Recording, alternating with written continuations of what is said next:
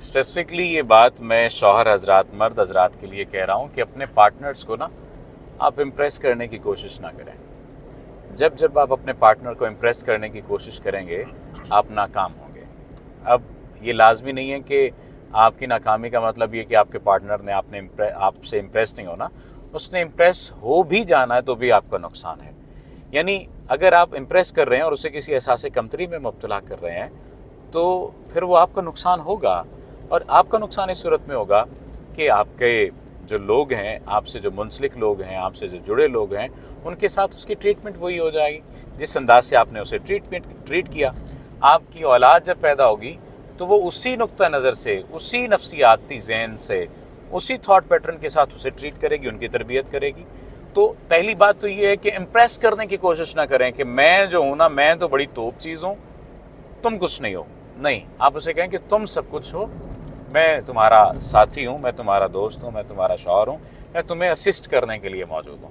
ठीक है, आप इस अंदाज से बात देखिए। आपका क्या जाता है यार, अगर एक खातून को जो अपना घर बार छोड़कर आपकी मोहब्बत में, आपके निकाह में यहाँ पर मौजूद है, आपका क्या जाता है उससे अगर ये बात कह दें कि मुझे तुम बहुत प्यारी लगती हो, मुझे तुम बहुत अच्छी लगती हो, तुम्हारी खासियतें, खूबियाँ मेरी खूबियों से, मेरी चीज़ों से ज़्यादा अच्छी हैं और तुम मुझसे बहुत बेहतर हो, अखलाकी लिहाज से, नफ्सियाती लिहाज से, ज़हनी लिहाज से तुम बहुत बालिग हो, ये आप कह देंगे तो आपका क्या जाएगा? आपका कुछ नहीं जाएगा। उसका जो जहन का जो नस्वनुमा का जो दर्जा है वो बढ़ जाएगा, ज़हनी जो सलाहियतें हैं वो खिल उठेंगी, बढ़ जाएंगी। एक तो ये। दूसरा ये है, मैं आपको एक बात बताऊँ, मुझे ऐसा लगता है कि अगर घर में आप रिक्वेस्ट करके काम लेना, रिक्वेस्ट से काम लेना, तो वो काम ज़्यादा जल्दी हो जाता है, बजाय इसके कि आप हुक्म दें। हुक्म में और रिक्वेस्ट में फ़र्क होता है। आपने हुक्म दिया ये मुझे सुबह मिलना चाहिए, आप इसकी बजाय ये बात कह दें कि मुझे सुबह आप दे देंगे ये प्लीज़, काइंडली। कुछ लोग ये कहते हैं कि मियाँ बीवी के दरमियान प्लीज़ और सॉरी नहीं होता। अरे भाई होता है, हर लम्हे होता है, सॉरी, प्लीज़, थैंक यू, ये सब कुछ होता है और होना चाहिए। क्या मियाँ बीवी इंसान नहीं है? वो किसी और सियारे से ताल्लुक़ रखते हैं। वो जो किसी और सियारे से ताल्लुक़ रखने वाले लोग थे वो अब नहीं आते, अगर आएंगे भी तो शायद कोई हमारे मरने के बाद ही आएंगे। तो ये दो चीज़ें हैं जिन पर बुनियादी तौर पर आगाज़ में अमल करना चाहिए। यानी एक तो इम्प्रेस करने की कोशिश ना करें, उसको ना बताएं कि आप कितने 30 मार खान हैं, उसके लिए उसे इम्प्रेस करने की कोशिश करें कि देखो मैंने तुम्हारे लिए ये किया, ये तुम्हारा है, मैं तुम्हारे लिए ये कर सकता हूँ। तो इस बात से इम्प्रेस हो कि देखो हाँ, मेरा हस्बैंड मेरे से मोहब्बत भी करता है और मेरे लिए जान देने को भी तैयार है, मेरी बात भी मानता है और अपनी बात को तर्क करने के लिए भी तैयार है। आहिस्ता आहिस्ता चीज़ों को ज़ाहिर आप अपने मुताबिक कर सकते हैं।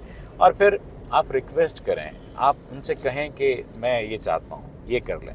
इसका मतलब ये नहीं कि रिक्वेस्ट करने का मतलब ये कि आप कहें कि दूसरी शादी रिक्वेस्ट करने के अंदाज में कहें कि मैं दूसरी शादी करना चाहता हूँ, इजाज़त दे दे और वो मान लें। नहीं, मतलब ये कि अपने रोज़मर्रा के कामों में आप उनसे प्यार और मोहब्बत से रिक्वेस्ट के अंदाज में उनसे ये बात करेंगे।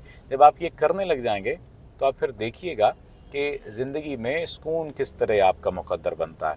पॉइंट्स और भी बहुत सारे हैं जो डिस्कस किए जा सकते हैं, लेकिन आगाज़ में ये दो काम करने वाले हैं। आप क्या ये काम करते हैं? बीइंग अ मेल अगर करते हैं तो बताइए।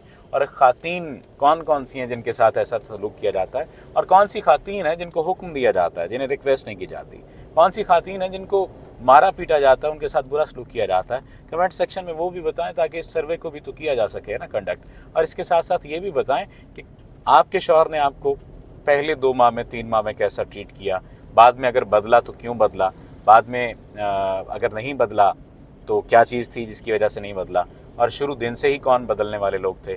इस पर आप कमेंट सेक्शन में लाजमी बताइए। और दूसरी बात मैं आपको बताऊं, ऐसे लोगों का हल मौजूद है। कुछ लोग ये कहते हैं कि कभी बिगड़ने वाले कभी सुधरे हैं, या बिगड़े हुए कभी सुधरे हैं, सुधर जाते हैं, उनको सुधार लिया जाता है। और मैंने इसकी एग्जांपल्स देखी हैं। मेरे पास तो जो लोग आते हैं वो बहुत बिगड़े हुए केसेस आते हैं, तो अल्लाह ताला तो करम कर देता है उन पर।